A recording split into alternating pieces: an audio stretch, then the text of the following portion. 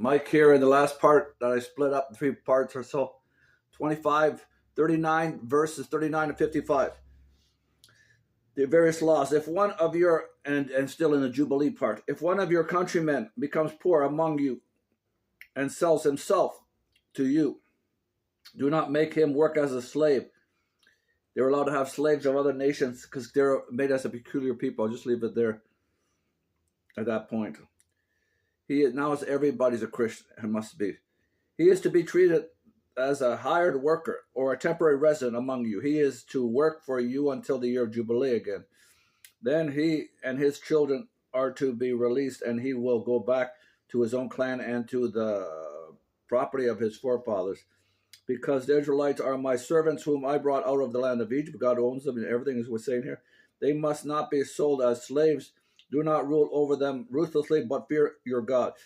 Your male and female slaves are to come from the nations around you. From you may buy slaves. I explained that you may also buy some of the temporary residents living among you and members of their clans born in your country, and they will become your property. You can will them to your children. You can will them to your children in a testament as inherited property, and can make them slaves for life.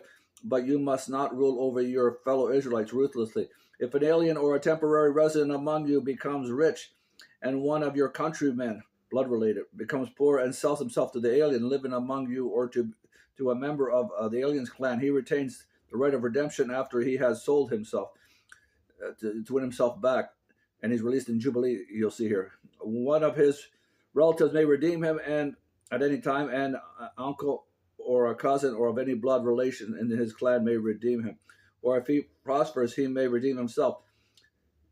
He and his buyer are to count the time from the year that he sold himself up to the year of Jubilee. The more years, the more, the less.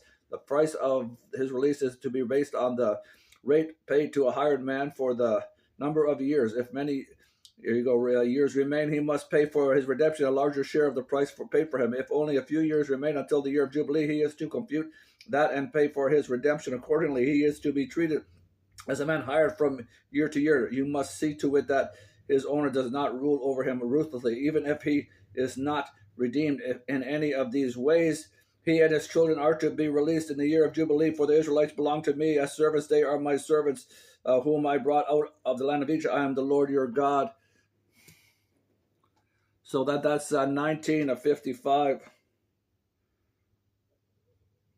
Okay, the last part of chapter 25 on Jubilee and slaves and stuff. Okay, bye.